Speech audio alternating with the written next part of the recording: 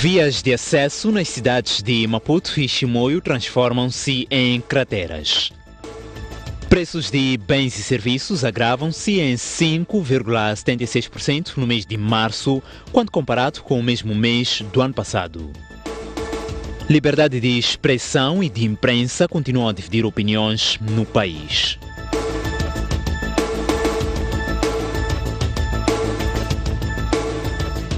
Muito boa noite. Abrimos o jornal com destaque para Cabo Delgado e, em direto, seguimos para aquele ponto ao encontro do jornalista António Tiwa, que nos atualiza sobre a situação de segurança em Palma após os ataques que iniciaram a 24 de março. António Tiwa, muito boa noite. Como está Cabo Delgado? Como está, em concreto, a vila de Palma?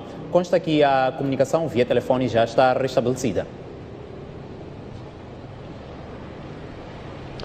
Muito boa noite, José João. Esta é, na verdade, a grande novidade do dia, a grande novidade deste domingo, o restabelecimento das comunicações em parte do distrito de Palma, comunicações que, portanto, não estiveram a fluir desde o dia 24 de março, o dia em que, portanto, começaram os ataques, aquele ponto aqui da província de Cabo Delgado. Nós respondemos a partir da cidade de Pemba e é a partir deste local que nos chegou a informação de que já é possível falar telefonicamente com pessoas situadas em Palma. Concretamente, segundo a informação que nos chega, há indicação de que, portanto, já a rede de telefonia móvel em Quitupo, Quitupo é uma zona de reassentamento em Palma. Há comunicação também no posto administrativo de Quionga e há igualmente comunicação por via telefónica em Afuns, a zona do acampamento da Total. A informação que nos chegou a partir de fonte próxima à operadora de telefonia móvel que já está com a rede a funcionar em Palma dá conta de que a rede ainda não está totalmente estável, poderá estar estável a partir desta segunda-feira. É possível haver comunicação, mas ainda não a 100%. É também possível ter acesso à rede de internet a partir das zonas altas do distrito de Palma, aqui na província de Cabo Delgado. Isto está a acontecer desde por volta das 15, 16 horas deste domingo, graças ao trabalho que está a ser feito no terreno. A informação que temos é que a vila sede propriamente dita do distrito de Palma ainda não está comunicável. Esta comunicação será restabelecida a 100% amanhã. Estas são informações boas, são boas novas para quem há muito está à procura dos seus familiares desaparecidos desde o ataque do dia 24.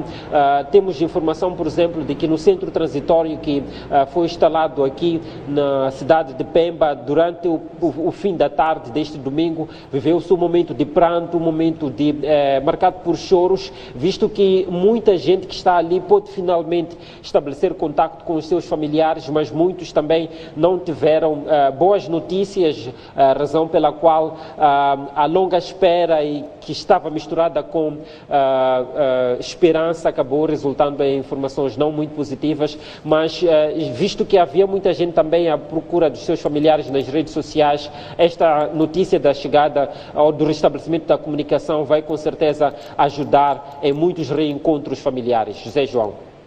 António Tiwa, consta que a ministra da Administração Estatal está aí em Cabo Delgado. Sabe ao certo qual é a agenda da governante? Fará ela parte da equipa que o Presidente da República teria anunciado há dias a dizer que estaria em Cabo Delgado a definir o apoio para as populações?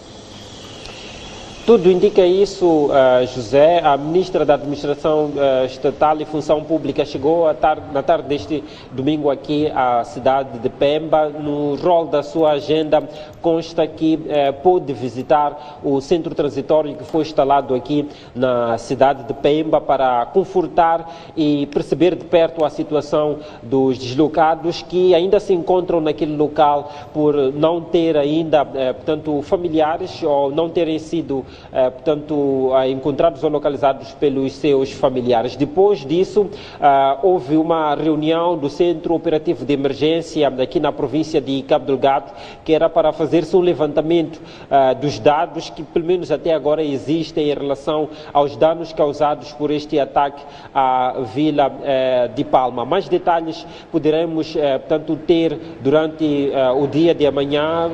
É uma visita de 2 dias, a previsão é que esta visita termine amanhã e se calhar já se poderá ter informação mais precisa sobre de que forma esta equipa, ministerial, multidisciplinar, criada pelo governo, poderá atuar de modo a garantir o apoio e assistência humanitária a estas pessoas que são deslocadas devido aos ataques que aconteceram no dia 24, José.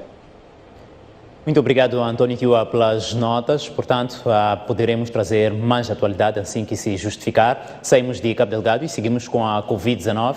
A doença matou mais 2 pessoas que tinham entre 37 e 68 anos de idade. Infectou 180 e 621 pessoas recuperaram-se. Ao todo, o país soma 791 mortes e 68.758 casos positivos, dos quais 58.904 são dados como recuperados. Quanto aos internamentos, há 52 pessoas que lutam pela vida na cama do hospital. A Covid-19 continua a fazer vítimas, entretanto, há focos de desobediência do recolher obrigatório na cidade de Chimoio. A STV mostra a seguir cidadãos flagrados a passear, a vender e a consumir bebidas alcoólicas depois das 22 horas. O aumento dos casos de novo coronavírus obrigou ao endurecimento de medidas e uma delas é o recolher obrigatório a partir das 22 até as 4 horas como forma de conter a propagação da doença. No Chimoio, a nossa equipa de reportagem integrou a brigada da PRM que faz a fiscalização do cumprimento desta medida. Cerca das 23 horas, este jovem encontramos-lo numa zona chamada Madrinha, consumindo bebidas alcoólicas. O nível de álcool no organismo já nem lhe permitia sequer soltar palavras. Nem pensamento. Para fazer o quê? Enquanto isso, esse casal caminha a passos lentos. Quando as viaturas da polícia param, o namorado foge num autêntico cumprimento do ditado "Salve-se quem puder". As juras de amar nos maus e bons momentos desfizeram-se e a namorada acabou recolhida nessa Mahindra. Não queremos recorrer à força. Diga por que está aqui a essa hora.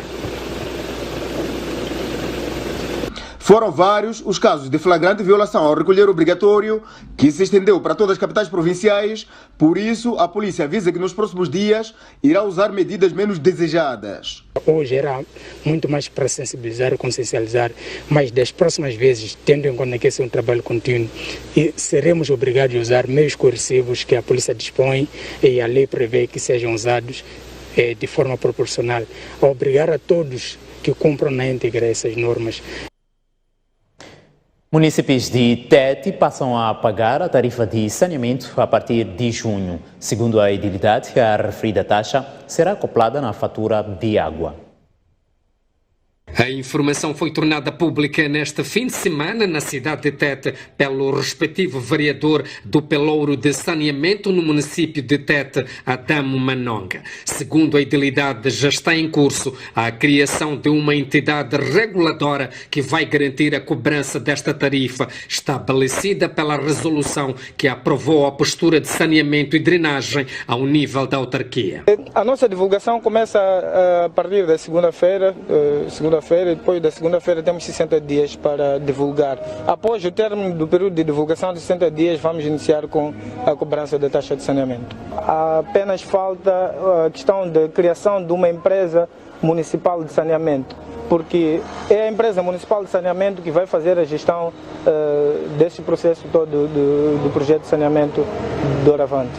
Adamo Manonga disse que com a implementação deste projeto fará com que a limpeza de drenagens, esgotos e fossas sépticas tenham capacidades autónomas de gerar receitas que vão permitir a operação, manutenção e reinvestimento na ampliação da rede de drenagem pluvial e residual.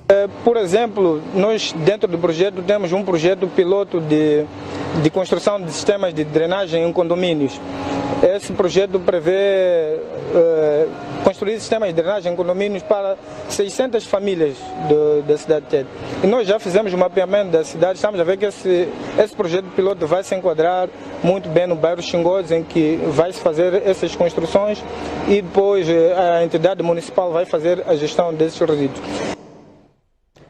Crateras em estradas ou estradas em crateras. Poucos conseguem diferenciar o tipo de vias por onde passam os carros na cidade de Maputo. Isto pelo nível de degradação. Entre vários pontos críticos estão a zona de Benfica e a movimentada Avenida Guerra Popular.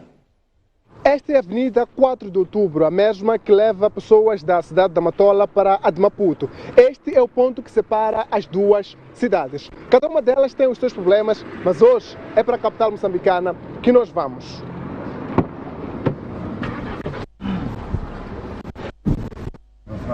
À entrada temos um desejo de boas-vindas à capital, mas nem todos se sentem bem-vindos por aqui. Vamos ser bem-vindos em Maputo aonde? Que avenida? A pergunta é respondida a poucos metros da placa com um cenário como este.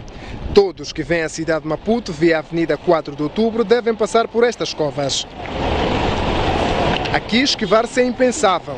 O melhor que os automobilistas fazem é escolher a cratera com que simpatizam um pouco mais ou então procurar vias alternativas, que aliás também não deixam de ser esburacadas. Talvez tenham buracos menores.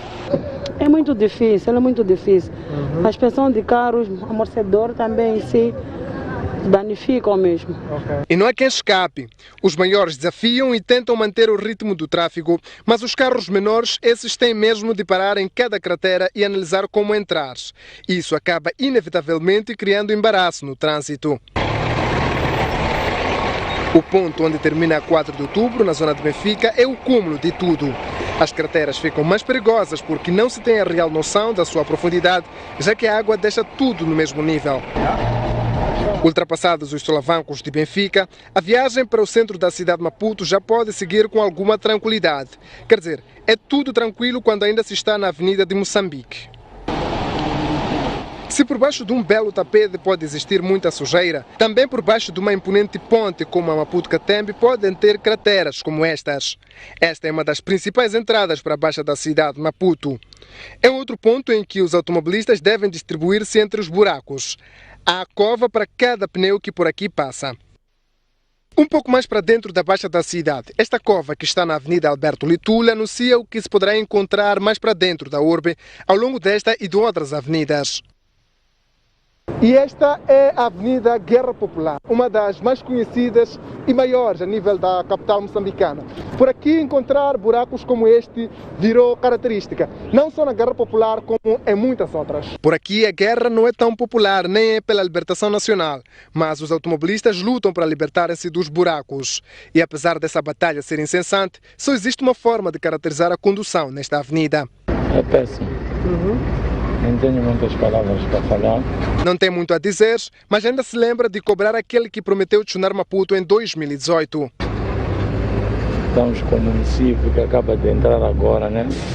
Mas não vemos o trabalho dele. O que nós conseguimos ver é que eles humilham o vendedor ambulante na rua.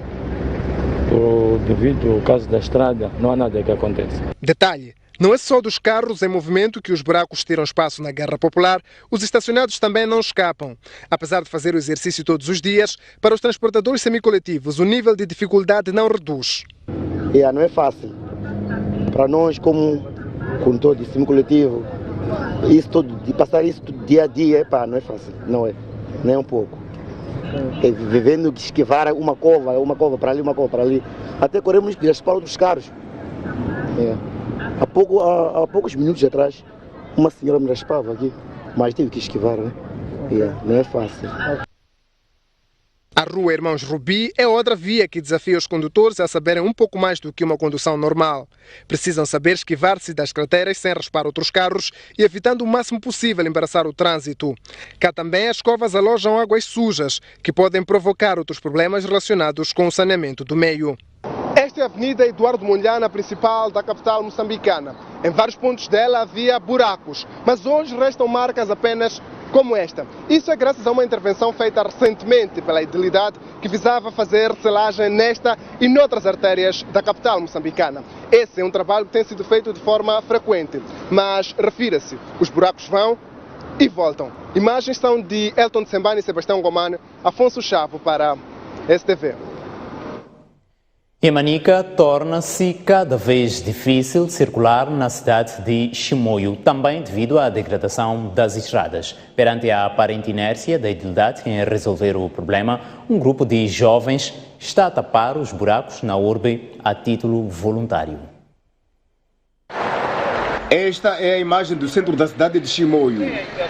Esta é a imagem dos bairros periféricos. Verdadeiro contraste. Circular por aqui é um ato de coragem para os automobilistas que, segundo dizem, diariamente acumulam prejuízos com a reparação das suas viaturas, que, vezes sem contas, as avarias são precipitadas pelos buracos que estão nas estradas. Então, a suspensão tem que fazer manutenção e a suspensão não é aprovado porque a estrada não está em condições. Estraga vossas viaturas? Muito bem, já até triângulos e já não temos nem casquilho nem nada, para de buracos. Estes jovens de um grupo denominado Sualpa Unida saiu às ruas este domingo para proceder ao tapamento de buracos como forma de facilitar a mobilidade. Numa primeira fase, a iniciativa está a ter lugar no populoso bairro da Sualpo, mas a mesma vai se estender aos restantes bairros, onde a degradação das vias de acesso atingiu contornos alarmantes. Vamos ver o bairro B, depois vamos entrar no bairro A. Tapamos aqueles buracos onde mais ou menos os chapas passam, os chapas da Sualpo, que é para evitar com que os chapas cortem a rota. Porque algumas vezes os chapas cortam a rota porque as vias não estão bem. Que hoje é dia 11, de 11 a 17 é a semana das boas ações. Então, uma das ações que a Sualpo Unida pensou para fazer é este acabamento de buracos. A STV sabe que recentemente o município de Chimoio adquiriu equipamento para reabilitação e ampliação de estradas, mas o mesmo equipamento ainda não foi visto a roncar.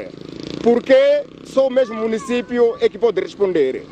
As imagens são de Jorge Joaquim, Carlitos Cadangue, STV.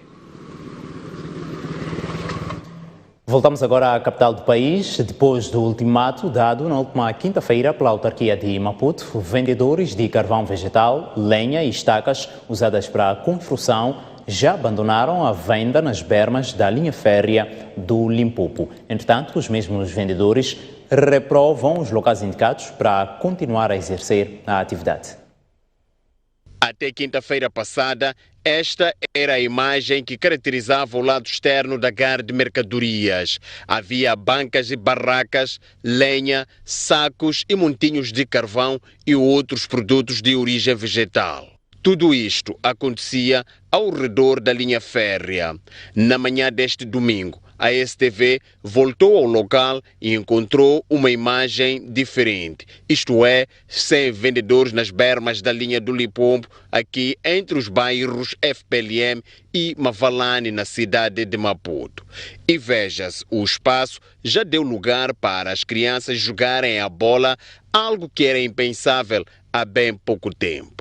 Carlota Mucancho saiu das bermas da ferrovia, porém continua a vender carvão em sua casa. Fui ver lá no mercado, mas viu, mas não gostei porque o espaço é pequeno.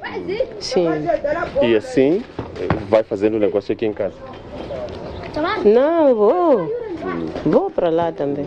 Muitos dos vendedores que aqui exerciam sua atividade de venda de lenha, carvão e estaca dizem que os locais indicados pelo município não reúnem condições para a continuidade da atividade, para além de, alegadamente, haver mistura nos mercados de produtos alimentares e carvão, o que pode perigar a saúde pública.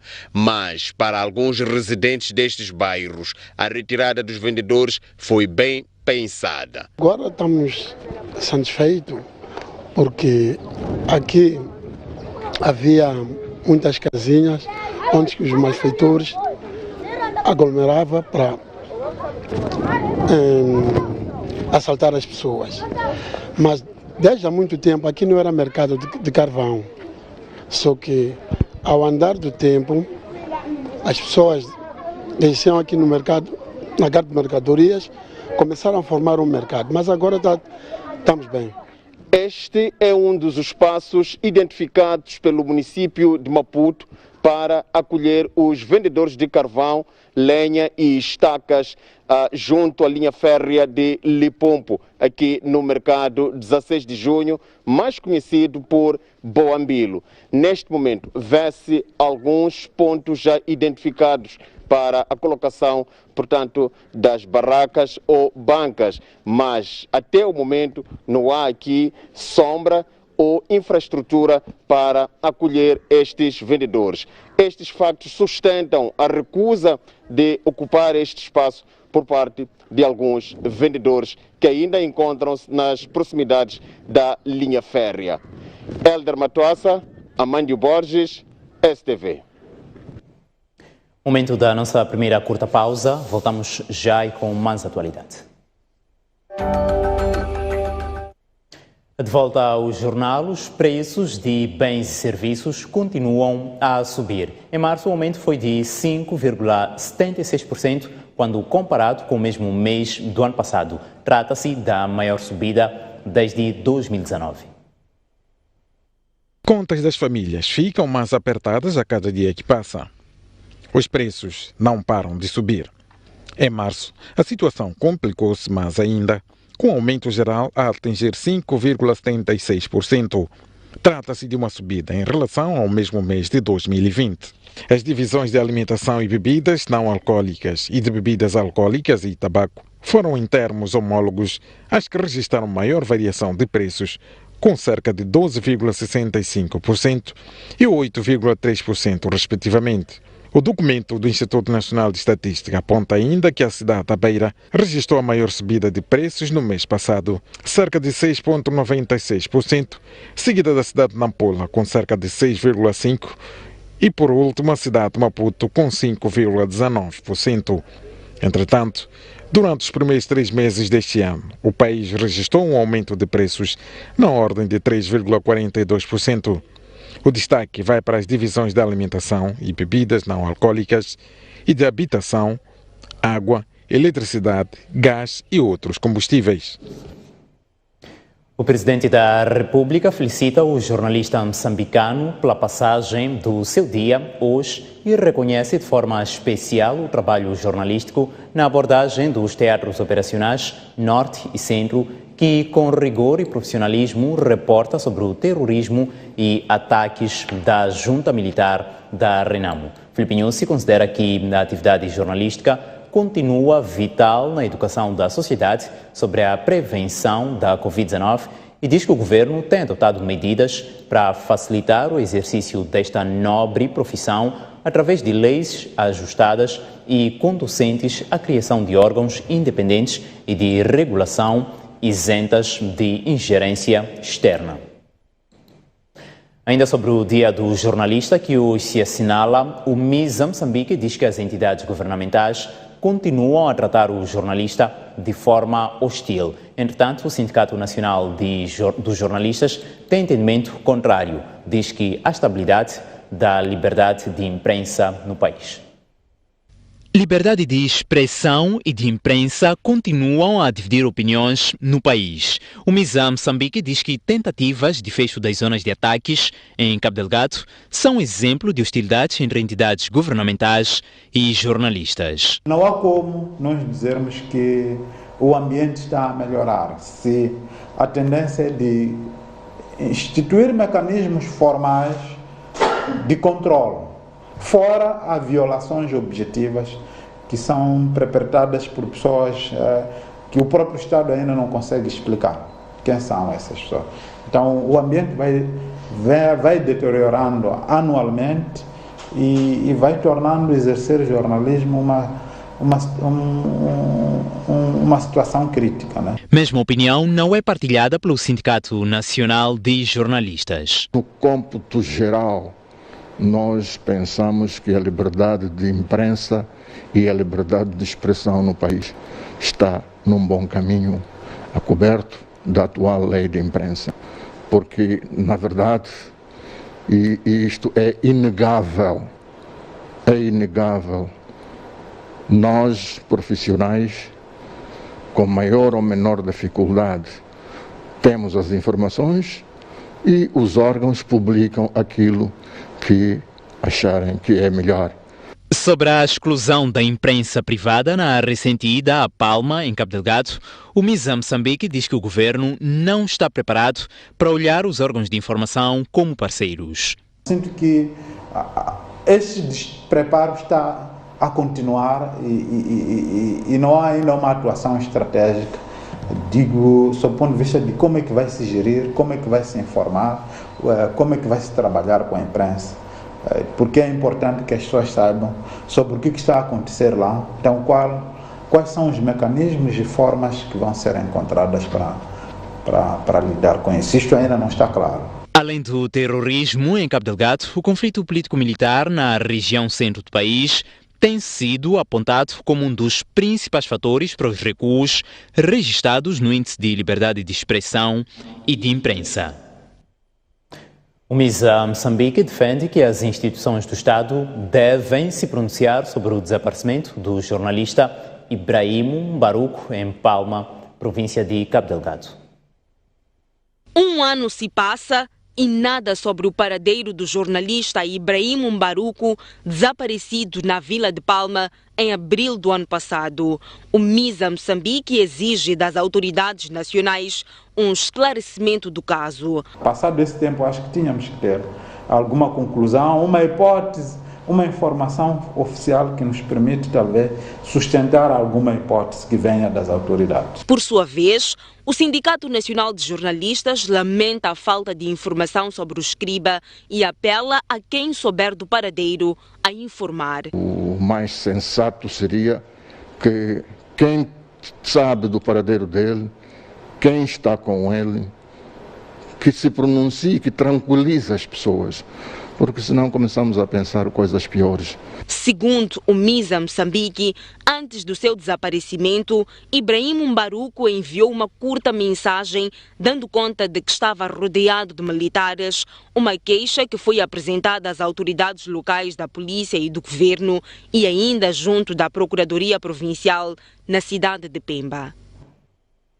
Mas um intervalo à vista, mas saiba antes como é que o tempo se vai comportar amanhã, segunda-feira.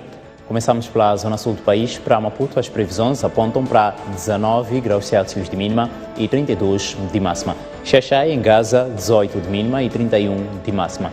Inhambane, 22 graus Celsius de mínima e 32 de máxima. E no centro do país, para Beira, em Sofala, 23 de mínima e 27 de máxima. Chimoio, em Manica, 16 graus Celsius de mínima e 26 de máxima. 22 de mínima para Quilimane, na Zambésia, e 29 de máxima. E para Tete, 23 de mínima e 33 de máxima. Já no norte do país, para Nampula, 21 graus Celsius de mínima e 27 de máxima. Lixinga, 12 graus Celsius de mínima e 24 de máxima. E por fim, Pemba, em Cabo Delgado, 22 graus Celsius de mínima e 31 de máxima. Até já.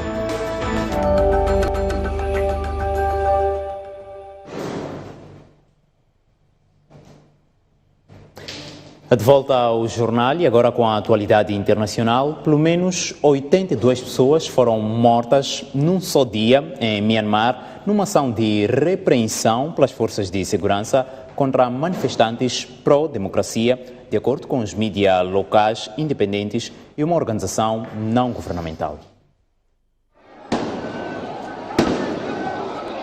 Os números de mortos foram compilados pela Associação de Assistência aos Prisioneiros Políticos, que faz a contagem diária das vítimas e detenções resultantes da repreensão após o golpe de Estado de 1 de fevereiro, que depôs o governo eleito de Aung San Suu Kyi.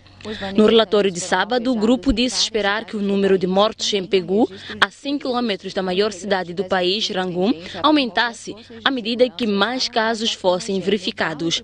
O site de notícias em linha Myanmar Now também noticiou a morte de 82 pessoas, citando uma fonte anônima. Myanmar Now e outros meios de comunicação locais adiantaram que os corpos tinham sido recolhidos pelos militares e despejados nos terrenos de um templo budista. Pelo menos 701 pessoas foram mortas pelas forças de segurança desde que os militares assumiram o poder, de acordo com a Associação de Assistência aos Prisioneiros Políticos. Chad realizou hoje eleições presidenciais e um dia antes, ontem, o ambiente estava calmo. Entretanto, prevê-se alguma agitação para este domingo. Numa votação que a oposição apelou ao boicote e que o Ministério do Interior disse na sexta-feira ter descoberto uma conspiração para assassinar figuras políticas proeminentes e bombas nas assembleias de voto e na sede da Comissão Eleitoral, espera-se tudo. Na capital N'Djamena, os soldados estão presentes em todos os cantos. Muitos deles votaram antecipadamente nas 4 mesas de voto da cidade. É uma votação seguida de perto por uma missão de observadores. Patrulhas policiais e de canhões de água ainda podem ser vistos no reduto da oposição, como num bairro onde a oposição anunciou comícios pela manhã. Na sexta-feira, o último dia da campanha, o incumbente Idriss Déby criticou os seus opositores e apelou aos 7,4 milhões de eleitores para que saiam mais cedo, em grande número, para uma eliminatória na primeira volta. Os eleitores terão de escolher entre 10 candidatos. A eleição deverá entregar ao líder do país, Idriss Déby, um 6º mandato, já que 10 dos seus adversários foram impedidos ou demitidos. Os protestos também foram proibidos ou violentamente dispersos e grupos de direita dizem que as autoridades têm reprimido a dissidência. E de Chad, seguimos a Indonésia. Um forte terremoto matou 7 pessoas, feriu 12 e danificou mais de 300 prédios na ilha de Java e abalou o centro turístico de Bali. Este foi o segundo desastre mortal a atingir a Indonésia nesta semana, depois das chuvas torrenciais registradas no último domingo, provocadas pelo ciclone tropical Seroja, que causaram pelo menos 174 mortos e 48 desaparecidos, danificando ainda milhares de habitações. Este sábado, segundo o Serviço Geológico dos Estados Unidos, o sismo de magnitude 6.0 na escala de Richter atingiu a costa sul da ilha às 14 horas locais. O epicentro localizou-se a 45 quilómetros ao sul da cidade de Sumber Punjum, no distrito de Malang, na província de Java Oriental, a uma profundidade de 82 quilómetros. O responsável pelo Centro de Terremotos e Tsunamis da Indonésia referiu num comunicado que o abalo com epicentro no mar não tinha potencial para causar um tsunami. No entanto, apelou à população para que ficasse longe de encostas de solo ou rochas que possam causar deslizamentos de terra. Cerca de 70 pessoas morreram apenas nas últimas 24 horas no Iêmen, na sequência de conflito entre rebeldes e forças governamentais, confirmaram hoje fontes militares daquele país. E com esta nota marcamos ponto final à presente edição do jornal. Boa noite e bom descanso.